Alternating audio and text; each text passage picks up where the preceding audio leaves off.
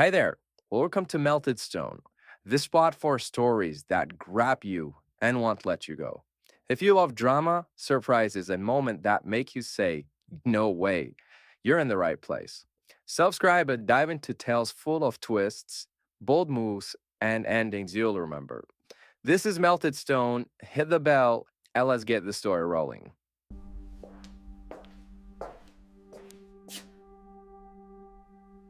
Traitor! She set her keys on the counter like she was clocking out of a shift, not coming home to her husband. I was still at the kitchen table with my laptop open, tweaking a risk model for a client who likes his graphs tidy and his surprises rare.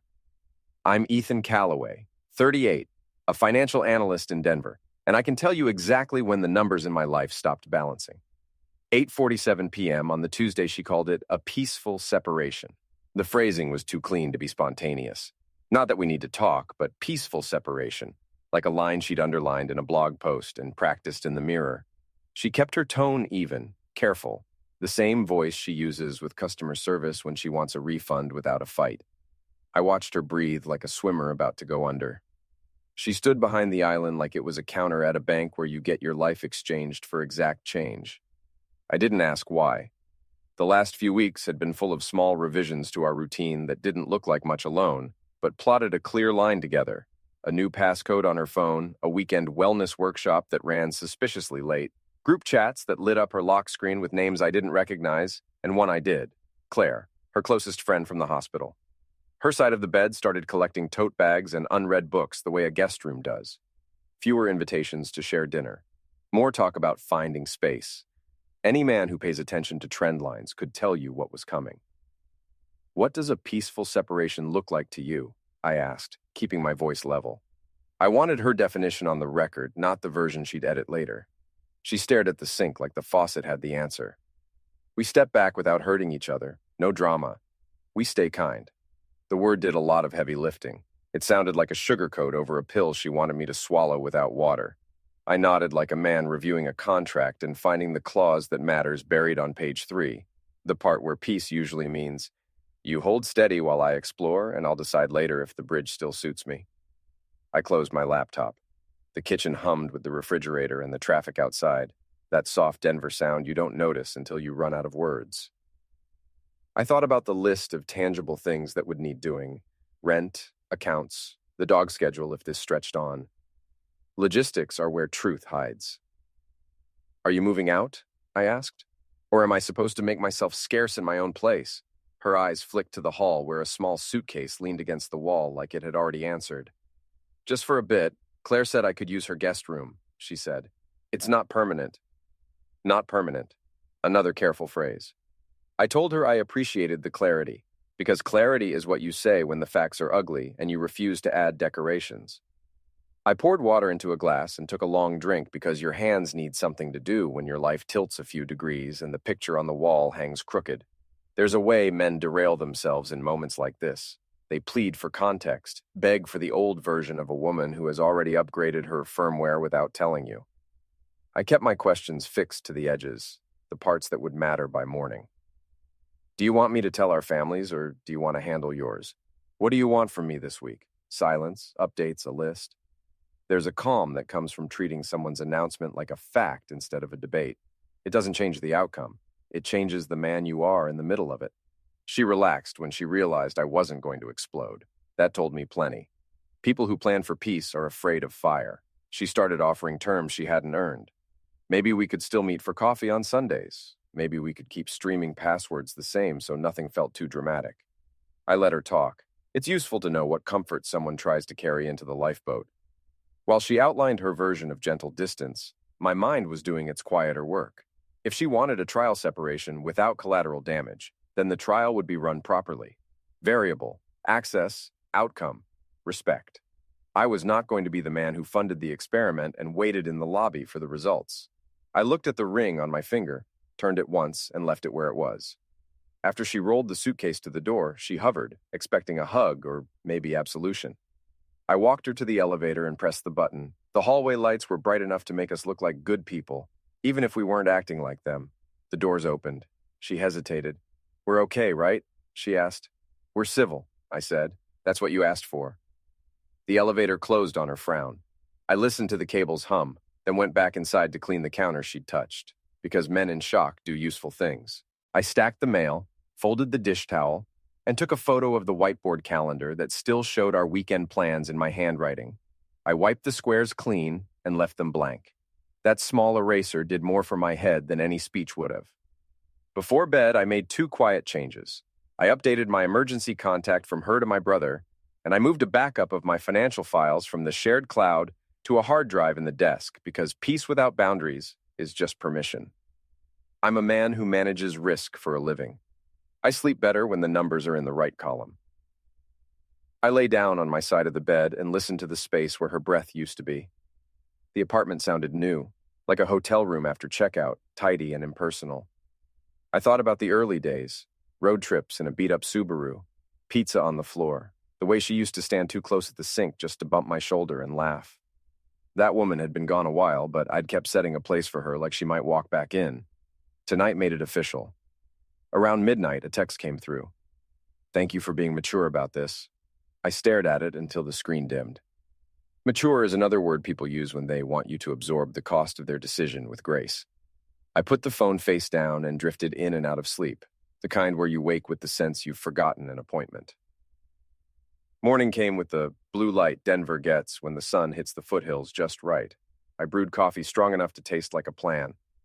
I opened my laptop and finished the report I'd been working on when she walked in. The numbers lined up. I sent it to the client with a simple note attached, as discussed. Then I opened a blank document and wrote a single line at the top. Take her at her word. Whatever came next would start from there. Peace on her terms was a holding pattern. Peace on mine would be movement, quiet and deliberate.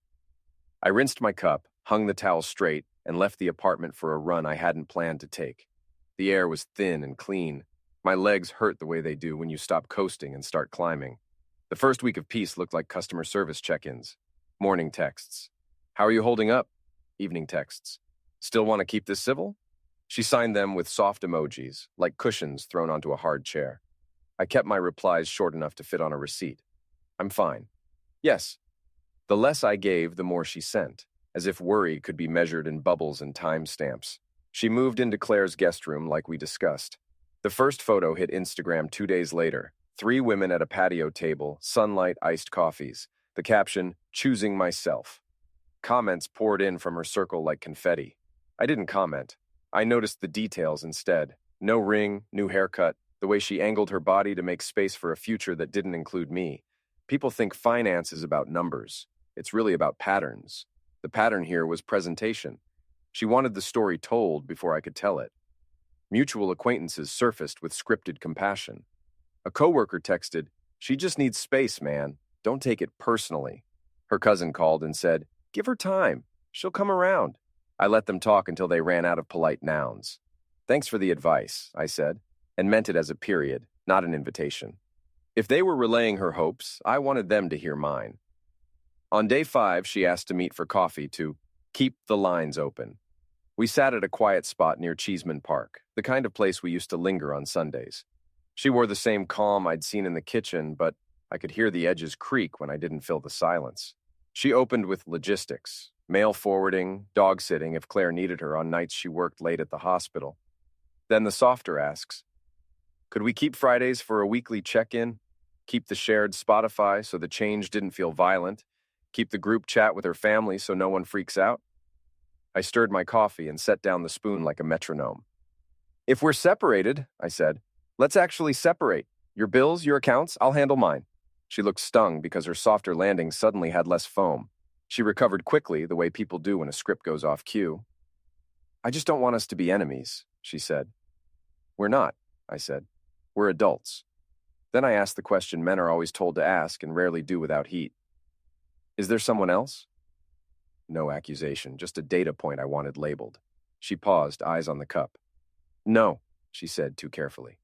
I just need to feel like myself again. Maybe true, maybe not. Either way, I took it as her official line and made a note in my head. Do not audit feelings, only measure actions. Boundaries change the texture of the days. I canceled the auto pay that covered her boutique gym and a couple of streaming subscriptions she used more than I did. she noticed. Netflix isn't working, she texted that night. Correct, I replied. Separate expenses. 3 dots blinked, vanished, returned. I thought we were being kind, she wrote. I put the phone down, finished my spreadsheet, and went for a run under the kind of Denver sky that makes you feel small and sturdy at the same time. The second week brought accidental overlaps. She swung by the apartment to grab a jacket, timing it with the hour I usually got home. She lingered, opening the fridge, commenting on the emptiness like she was doing a wellness check on my appetite. You're eating okay? I smiled. Better, I said, and it was true. When your evenings don't revolve around someone else's mood, food tastes like food again. Claire texted once, neutral and practical. She left a package at your door. Want me to hold it? I said thanks and nothing more. We weren't close. We were connected by circumstance and a spare key. Still, I noticed the difference in tone. Where my wife spoke in careful PR language, Claire spoke like a nurse. Direct, brief. I filed that away without assigning meaning to it. Assigning meaning too early is how men end up solving problems no one asked them to fix. By the third week, the pressure took a new shape. She sent late-night messages that started with logistics and drifted toward temperature checks. Have you told your mom? Are you mad at me? We should try a dinner next week, reset the energy. I typed and deleted 3 answers before landing on the version that would hold. I'm not mad. Dinner isn't necessary. She answered with a heart, then a K. Heart, then K. Kindness, then control. The alternation told me more than either symbol alone. Her friend group's optimism began to fray in small ways. A mutual friend tagged her in a story at a bar. She reposted it with a glittery caption about starting over. Minutes later, she DM'd me to ask if I could pick up the dog from the groomer because her shift ran late. I said no. She double-texted a row of exclamation points. Then, wow! I put the phone face down and finished my notes. I kept my calendar boring and visible. Work, gym, a Saturday hike, laundry. When she asked, "Are you seeing anyone?" I answered exactly, no. It was the truth, but the truth came with a tone she wasn't ready for. I wasn't interviewing for my old job. The interview was over. The cousin who'd told me to give her time called again, voice lower. She's worried you're shutting down, he said. She says you're being cold. I laughed once. I'm being consistent, I said. She asked for space. I'm honoring it. He didn't have a counter to that. Most people don't when you use their words with the volume turned down. We met once more, another coffee, same careful table. She arrived late, smelling like sleep and citrus, and tried a different angle. Maybe we should try rules, she said. No dating, no big purchases, no talking to our friends about details. I sipped and shook my head. I don't agree to rules that exist to keep you comfortable, I said, and watched it land. She wanted me predictable enough to lean on and uncertain enough to keep. It's an old trick. It only works if you need the trick. After that, the tone of her text shifted from soft to sharp. You're being difficult. I said peaceful. This doesn't have to be ugly, I kept replying like a competent coworker. Not difficult. We agreed on separation, wishing you a good night. The more I refused to add heat, the more obvious the temperature difference became. People assume escalation means yelling. Sometimes it's just increased frequency against a wall that doesn't move. I cleaned the apartment the way you do when you're making room for air. I boxed the framed photos and put them in the hall closet, not to erase history, but to stop tripping over it. I replaced the whiteboard calendar with a corkboard and pinned up things that were only mine. A trail map, a gym schedule, a handwritten list that said sleep, fuel, lift, run, read, call your brother. Quiet signs of a man who has decided to live like someone worth being around. On the last night of the month, her name lit my phone at 11:58 p.m. Can we talk? I feel like I'm losing you. I read it twice. The phrasing was finally honest. I set the phone on the nightstand and turned off the lamp. In the dark, there was no anger, just a clean line where the old habit used to be. Whatever this was, it could wait until morning. I'd given her the space she asked for. Somewhere along the way, she'd realized space is easiest to request and hardest to endure when the other person actually honors it. Her 11:58 p.m. text glowed in the dark like a pilot light. Can we talk? I feel like I'm losing you. I let it sit until morning. When I replied, I kept it simple. We're doing exactly what you asked. Sleep well. No lecture. Silence did the heavy lifting. I drew a line through the week and reworked the columns. I ended the Friday check-ins, returned the extra set of keys she'd left on the console, and removed my presence from every soft place that kept her comfortable. Shared playlists, streaming profiles, grocery lists. If we were two adults running separate ledgers, there would be no phantom entries to keep hope artificially funded. I scheduled a consult with a family attorney, not to launch anything nuclear, but to get vocabulary for clean boundaries. The call took 40 minutes. The weight it lifted lasted all day. I started waking before sunrise. A run up to City Park, kettlebells in the living room, eggs and black coffee without the background buzz of someone else's mood. There's a certain dignity in doing simple things exactly on time. I taped a deadlift plan to the fridge, cleaned out the pantry, and gave away the tiny indulgences I kept buying for her. Sparkling waters in flavors I never liked. Snack bars that tasted like obligation. The apartment sharpened. So did I. I reached back to a version of myself I'd buried under compromise. Mason from college pulled me into a Thursday night pickup run at a rec center that still smells like high school. I stopped by my brother's place on Sundays and let his 2-year-old crawl across my shoulders while the game played at a reasonable volume. I said yes when a coworker invited me to a weekend hike in Golden Gate Canyon, and I remembered how quiet feels when it isn't attached to avoidance. Somewhere in there, I booked a basic checkup, got a dermatologist to look at a mole I'd ignored, and replaced a cracked windshield I'd been telling myself I'd get to. Small repairs signal bigger ones. Claire texted about a package again, neutral and efficient. Box with your name. Want me to drop it at the front desk? I stopped by instead. She met me in the lobby wearing scrubs and the kind of tired that comes from real work.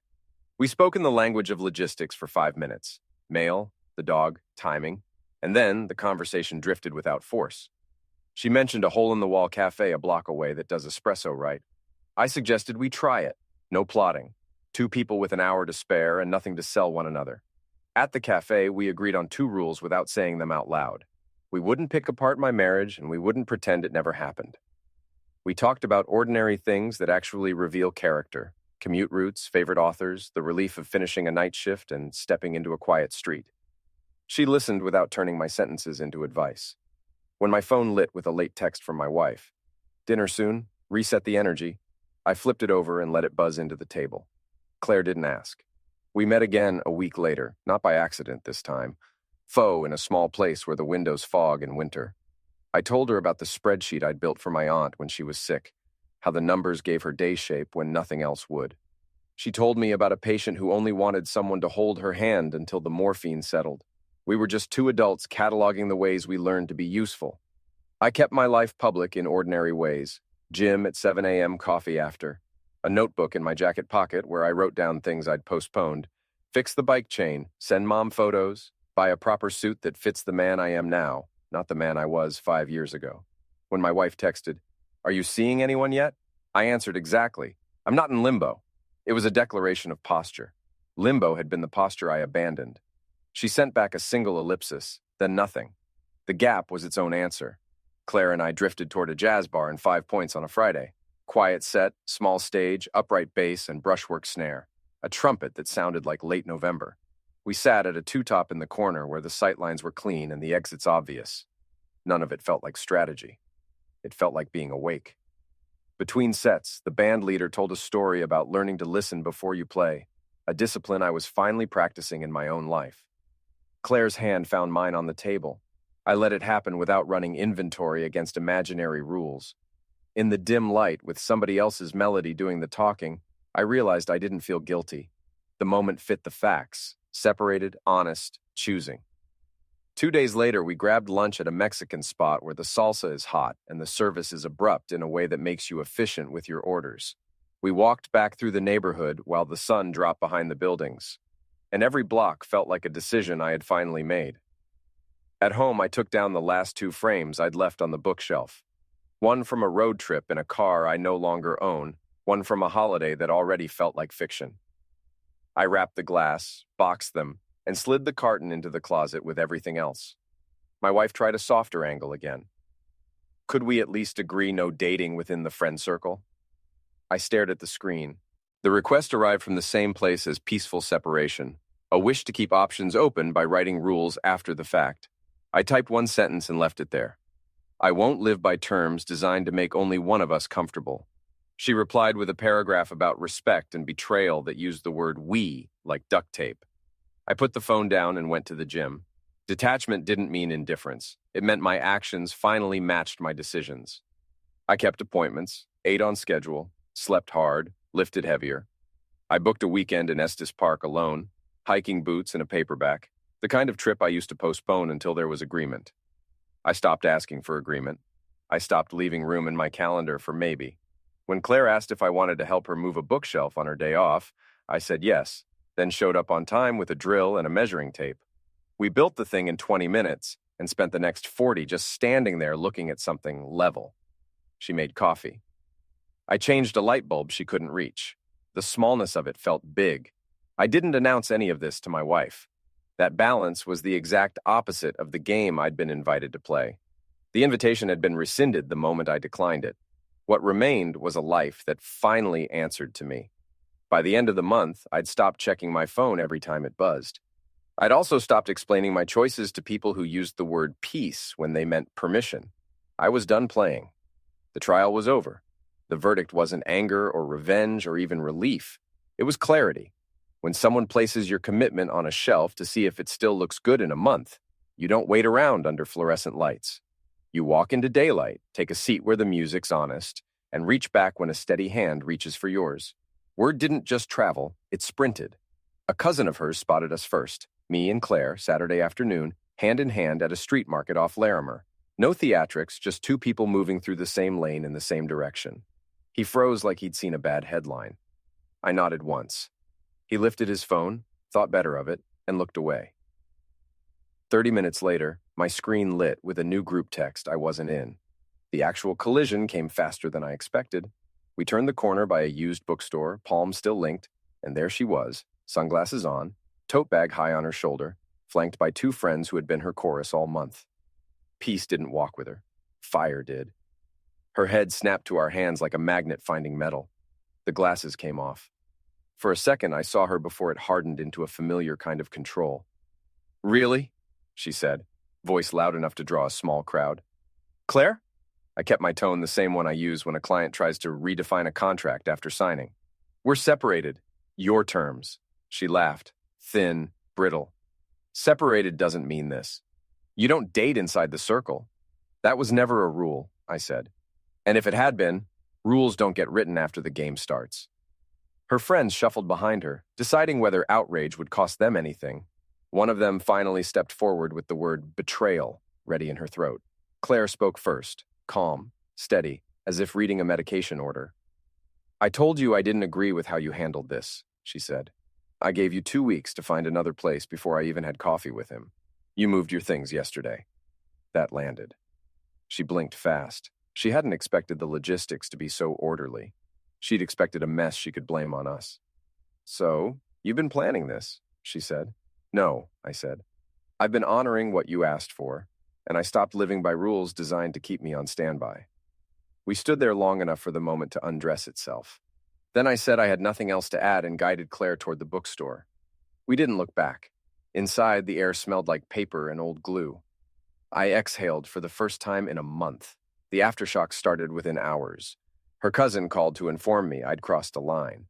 I told him the line had been drawn by her the night she wheeled a suitcase to an elevator and called it peace. A coworker of hers DM'd to say I'd embarrassed her.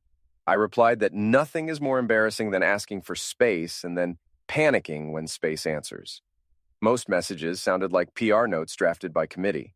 I stayed with monosyllables and facts. That evening, she appeared at my door without texting, a habit from another life. I didn't invite her in. She started with anger, moved to pity, circled guilt. I just needed time to think. You knew that. Claire knew that. You two decided to hurt me. I leaned against the frame and let the sentences pass like weather. "No," I said. "We decided to stop being furniture while you rearranged a room." She reached for nostalgia, the trip to Taos, the first apartment, the way I used to leave notes on her steering wheel. Then came bargaining. "We could try counseling," she said. "We could press pause on dating. We could reset." "We already pressed pause," I said. "You called it peaceful. I made it real." Something in her face flickered. Fear, maybe? Or the recognition that the old map no longer described the terrain. She tried one last approach, the oldest. softness layered over demand. Can we just talk inside? 10 minutes? I stepped back, but didn't widen the door. I won't put you in a room where you can rewrite what I heard perfectly the first time, I said. If you need closure, write it down. She left with a parting shot about respect. I closed the door and sat on the floor with my back to it. Not shaken, just tired in a way that sleep would fix. Claire texted 30 minutes later. You okay? I answered, yes, tired. Thank you for being steady today. She sent a single check mark. Nurses don't waste words. The social commentary turned within the week. The same people who applauded her choosing myself posts suddenly wanted nuance. Her aunt called my brother's wife to say I'd always been decent. A mutual friend asked for my side, and I gave it in 3 sentences. She wanted space. She took it. I honored it. Nothing about villains or saints, just sequence. A quieter twist arrived through back channels. The man she'd been orbiting during our separation, an old friend from the gym who had appeared in 2 of those patio photos, had stepped back hard, because that's what happens when the thrill of possibility meets the work of reality. He blocked her number for a week and then unblocked it with a message about timing. She told a friend it felt like whiplash. I wrote down a note instead. When you treat commitment like a pilot program, you get beta results. Claire, for her part, didn't gloat or hide.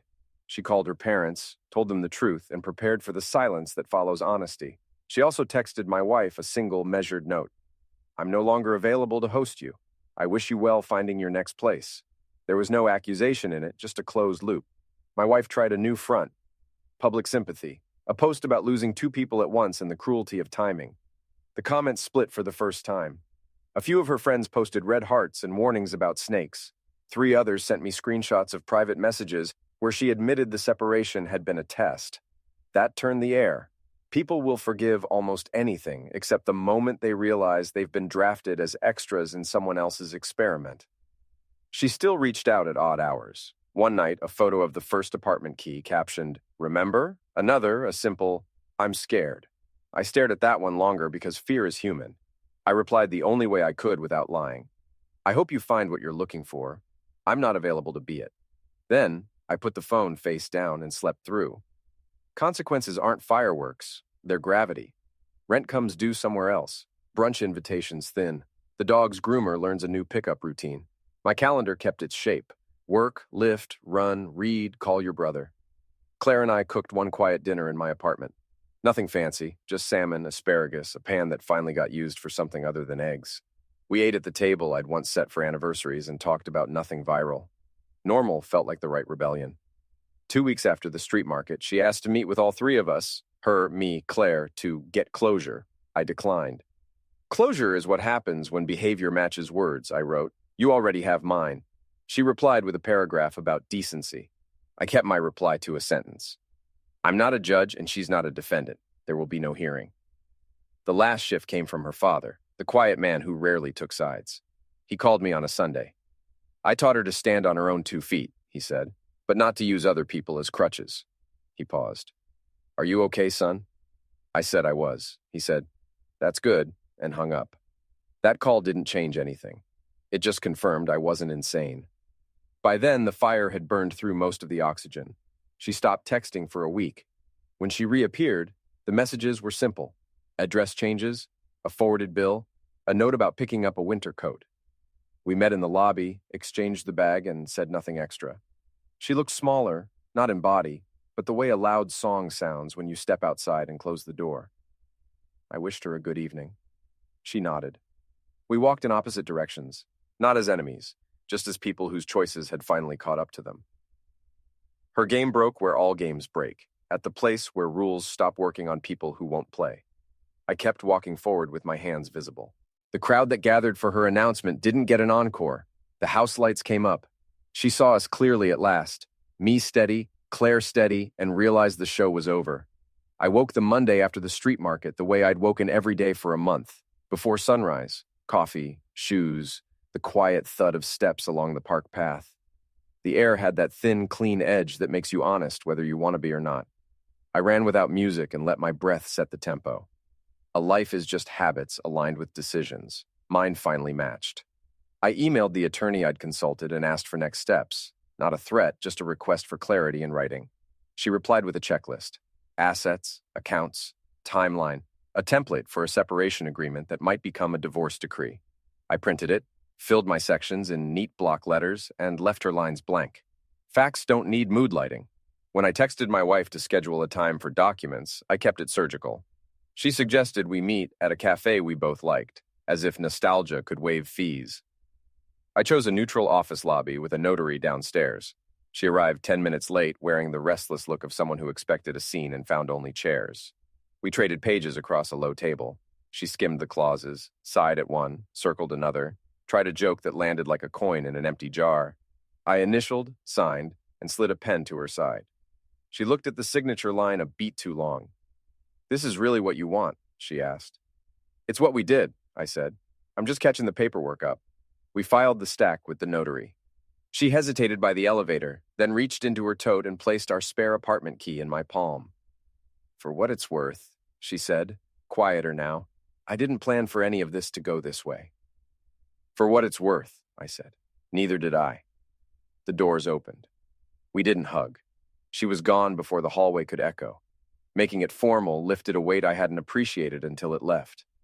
Decisions hum at a lower frequency than indecision. I slept deeper that night than I had at any point in the last year, because I'd stopped negotiating with a future that wanted me smaller. Respect is not negotiable, and once you learn that, you start checking every contract, spoken or otherwise, for the fine print that steals it. Claire and I didn't rush into declarations. We kept doing small, ordinary things extremely on time. She worked nights. I packed her a lunch like a middle school parent and left it in a brown bag with a date in the corner. She stopped by after her shift sometimes, shoes in her hand, hair tied up in a bad knot that somehow made sense. We ate eggs at the counter, the same counter where peaceful separation had been pronounced like law, and we didn't hold court about it. The apartment adapted. A second toothbrush appeared, then vanished for a week, then returned. A plant I nearly killed in May started to look like itself again, once I learned how often to water it. Most things do. News of the paperwork traveled as predictably as everything else. A few people sent short, decent notes. Two of her friends tried one last time to paint a circle around me with words like cruel and disloyal. I didn't defend myself because I wasn't on trial. Instead, I declined the frame. "We're done," I wrote back. "I wish her a good life." Her father texted me a single handshake emoji. That was his entire vocabulary for awkward blessings, and I took it. My brother sent a photo of his kid wearing my old college hoodie and a message that read, "Proud of you for not setting yourself on fire to keep someone else warm." I stared at that for a while, not because it was clever, but because it was accurate. There were small temptations to be petty. I could have posted a photo from the jazz bar or the market or the night Claire fell asleep on my couch, and the dog shifted closer like he'd found the missing step. The point of a boundary is not to turn it into a billboard. We kept what was ours close and let the rest fade like sound through a wall. A week after the notary, my wife sent a last, long text. It wasn't cruel. It read like a weather report from a place I no longer lived. Windy, chance of rain. She said she was moving to a smaller place, that she'd found a therapist, that she hoped one day I'd understand. I typed 3 words. "I understand enough." Then I archived the thread. You don't keep every receipt once the audit's done. I made a few quiet upgrades no one sees from the outside. I swapped the old mattress for one that didn't remember us. I bought a suit that fit the man who lifts before dawn and stopped pretending the past 2 years hadn't changed the shape of my shoulders. I set up auto transfers to a brokerage account labeled Next and watched the numbers repeat themselves upward like good habits do. I booked a weekend trip with Mason to watch a game out of state, the kind of thing I always said I'd do when the timing was right. Timing is a story indecisive people tell. I stopped telling it. Claire asked me one night what I wanted the next year to feel like, not look like, feel like. I said, quiet where it should be quiet, loud where it should be loud.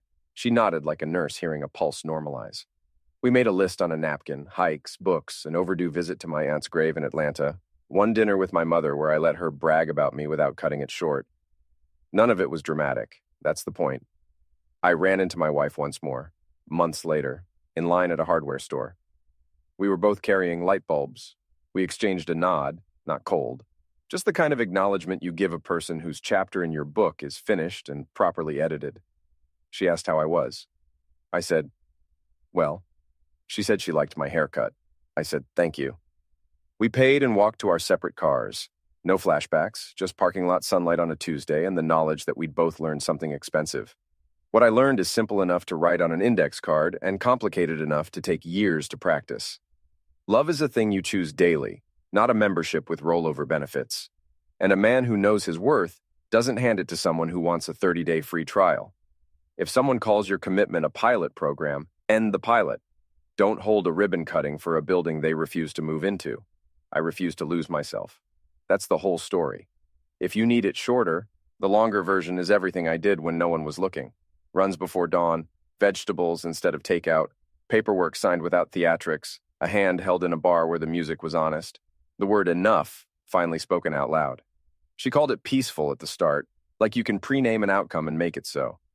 Peace turned out to be the way I pack my days once I stopped renting space in someone else's story. Respect wasn't a prize I waited for, it was a standard I enforced. When I did, the rest organized itself. The body got stronger, the work got simpler, the apartment got quieter, and the future stopped asking for permission. If there's irony anywhere, it's small and clean. She wanted room to rediscover herself. I gave it to her. In the space she left, I rediscovered myself too. The man who doesn't beg, who doesn't rage, who doesn't turn love into a referendum. The man who decides, the man who walks. She called it peaceful, I call it free. I call